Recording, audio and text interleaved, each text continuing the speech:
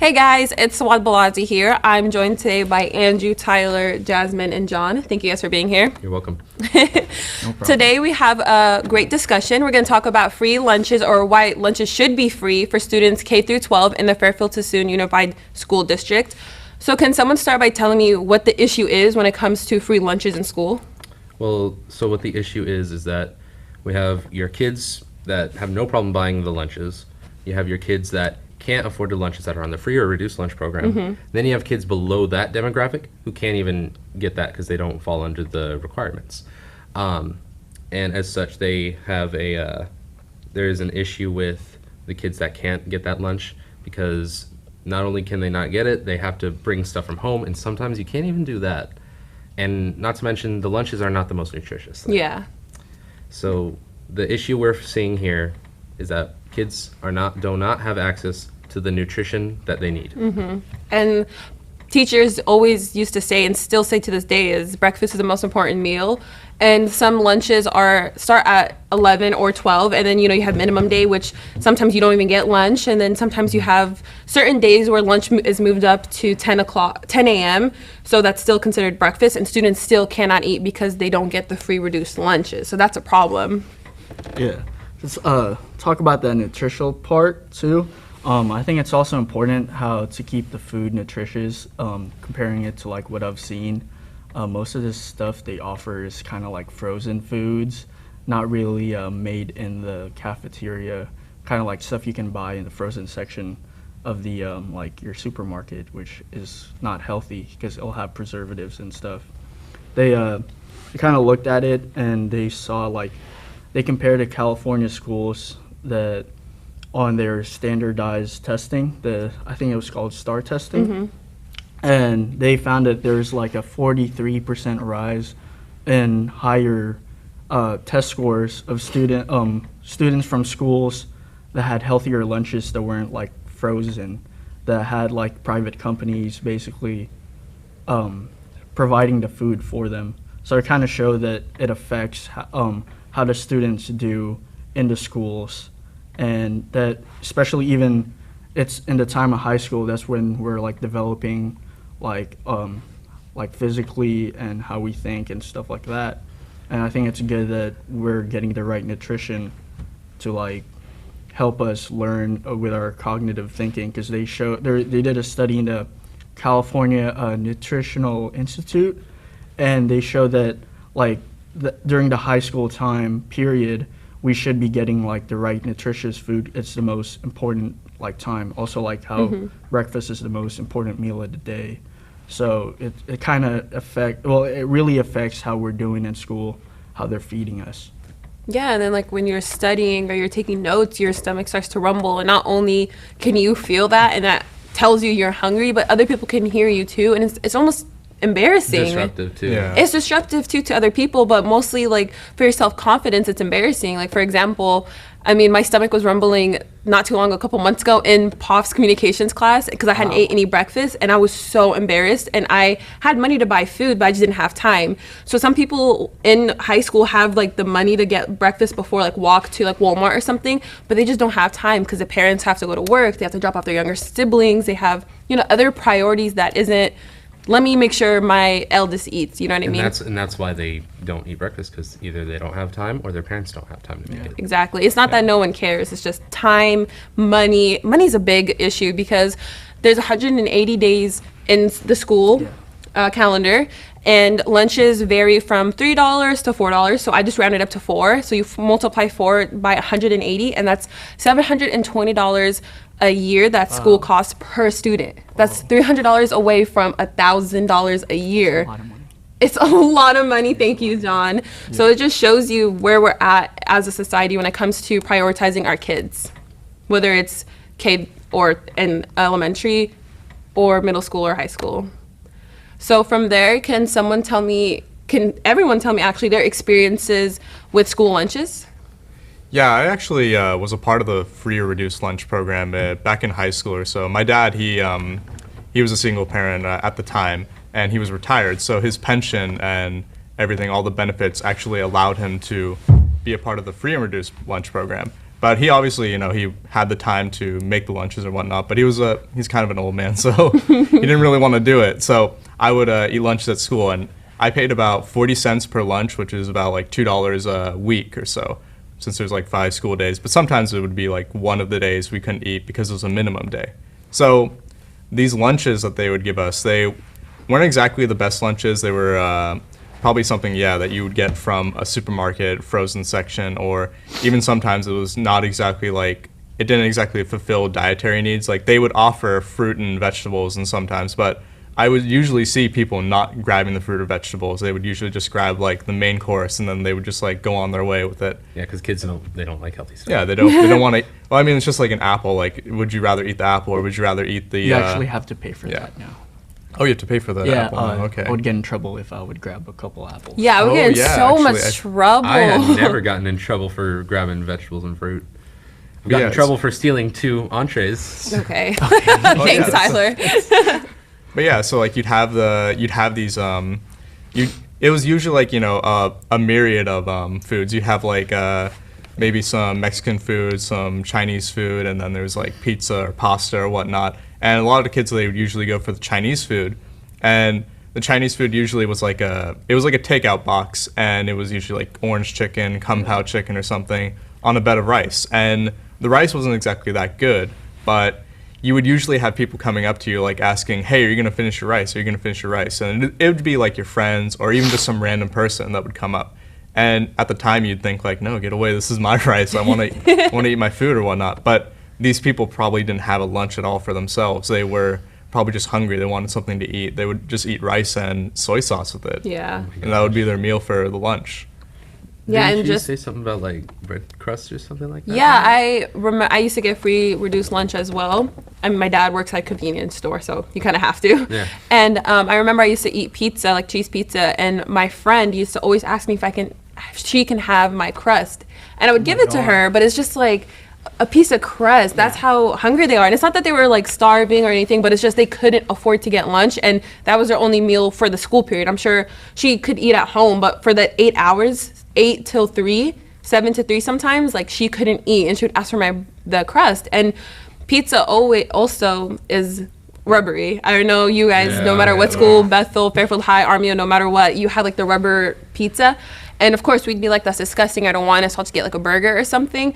But I know so many people who would want to get that rubber pizza because, again, that would be their only meal of the day, not just school, but till they get like the next day at school because their parents couldn't make lunch or anything. Yeah, that whole pizza crust thing, that's like the equivalent of seeing those homeless people digging through the trash can for food, just for scraps. Yeah, and it's sad because these are our peers, these are our people, and they're bumming off our leftovers. And of course you want to help, but there's only so much we can do as like students, you know? Mm-hmm.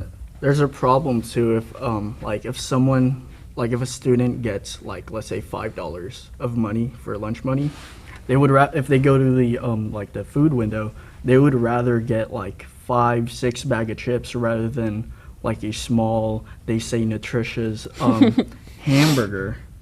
And so throughout the day, the only thing this kid is eating from, I don't know, he goes to school like 8 to like 3 or 4-ish.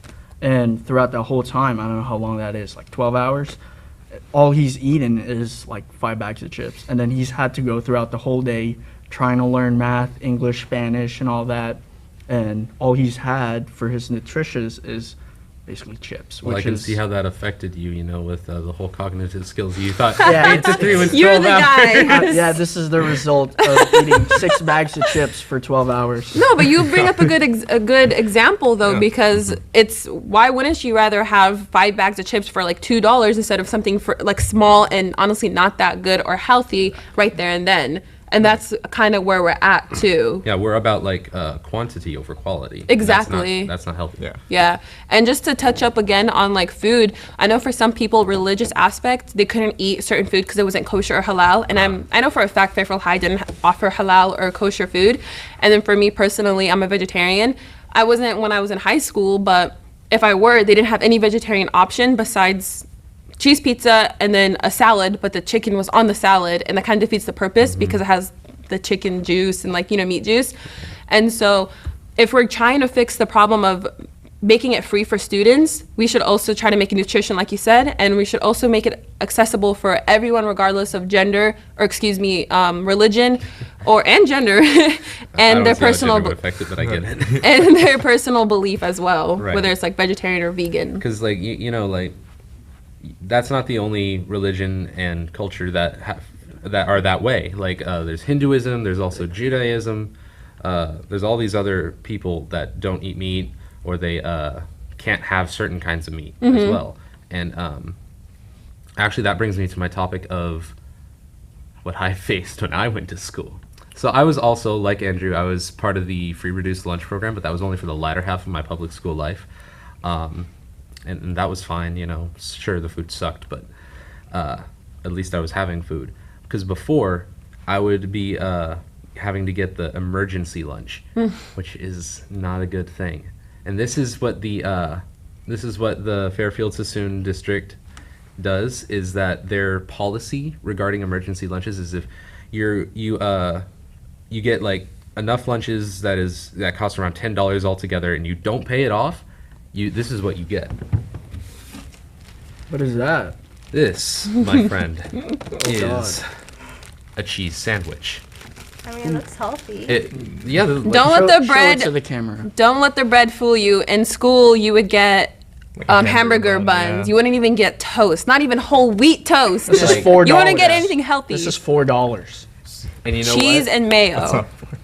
And That's like, what you get if you yeah, don't have the sometimes money. if you're lucky, you get mayonnaise. If you're lucky. Yeah, you get the mayonnaise. Yeah, you get the mayonnaise. But like, here's the thing. Like, this is why they always say like prison food is more healthier than school food. This is one of the reasons. This is probably the most healthy that your school food will ever get, not including vegetables.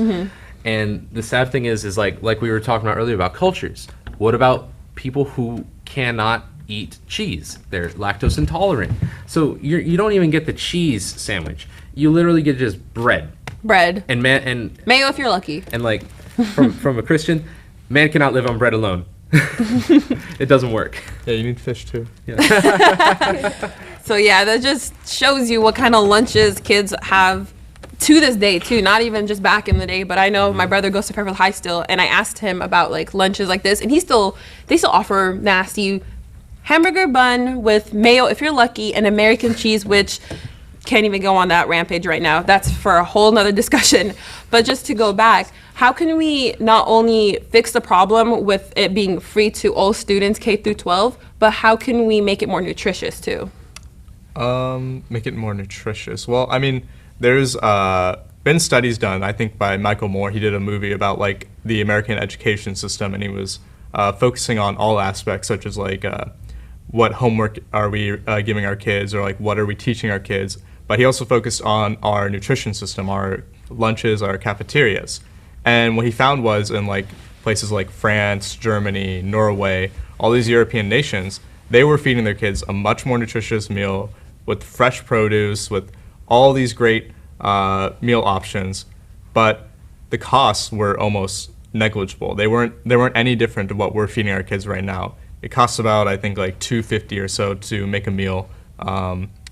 For a student at the school in America, and it's around like $2.50 to $3 per student in Europe for their school lunches. So I think like we can definitely do this. We can definitely make a more nutritious meal with what we have by going to our local resources instead of just like maybe outsourcing it to something, to like some other corporation. Like what corporations do we like outsource to for these school lunches? Like, does anyone know like who do we pay for these lunches? Like who do we get these lunches from? Well, you see, all the food and lunches provided, that comes from the Board of Agriculture, all the way up in the federal government. Board of Ag. Okay.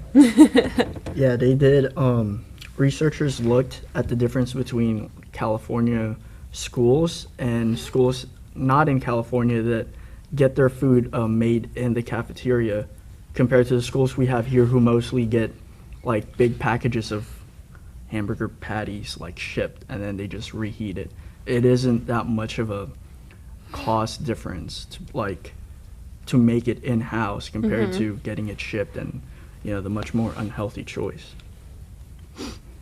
Yeah, and what would be the first step into solving this problem and making it free for other students? Well, I think the first step to like solving this problem would have to be just like talking to the parents, really, like getting them on board onto this idea that the school lunches aren't exactly the best for your kids. You definitely want a more nutritious lunch for your kid, and you definitely want it to be free. You want it to be provided for them. So it kind of takes like, you don't have to worry as a parent, like, are my kids getting a lunch that's good from the school? And once you have the parents on board, you definitely want to the parents will then like go to the PTA meetings or whatnot. They'll try to get the teachers on board. And once the teachers are on board, you go to the administration. The administration then goes to the superintendent, and the superintendent will go to the Board of Education. And then you can kind of get a whole discussion going on within the city. Like in the city council, you'll have like a measure possibly brought forth, like, should we raise property taxes to account for better school lunches for all students?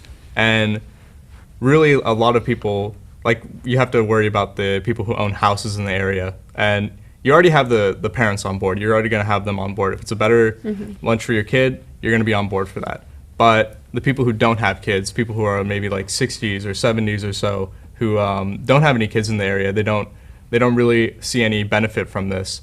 You have to kind of convince them with incentives that from this initiative. So what usually happens with giving a better school lunch with kids, you're going to see their grades going up. You're going to see a better system all around. So if you have a better school, your property is going to go through the roof. It's going to be a lot better. It's going to have more value. And these people will probably want to like sell their houses and maybe go to a quieter place.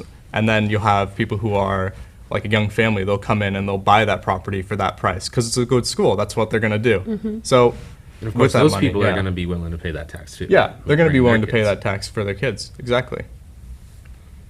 Yeah, I definitely agree that the first step into solving this problem is communication. Communication is definitely key. And I would just like to thank everyone for being here today and giving everyone's own personal experience on the matter. This is shockingly a touchy subject for some people. Like you said, some people don't want to pay the taxes because they don't have kids. Some people like us who went through the system know exactly It's horrible. what we've seen. Exactly, it's horrible. But the first step is to discuss it, and that's what we're doing right now. So thank you guys for being here, and we'll see you guys next time. Bye. Ching.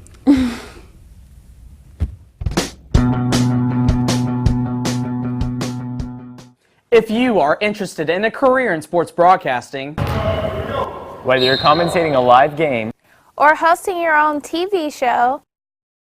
or working behind the scenes, then this is the class for you. For more information, contact Greg Poff, that's me, at solano.edu. We hope to see you here next semester, and remember, It's more than just sports, it's an education.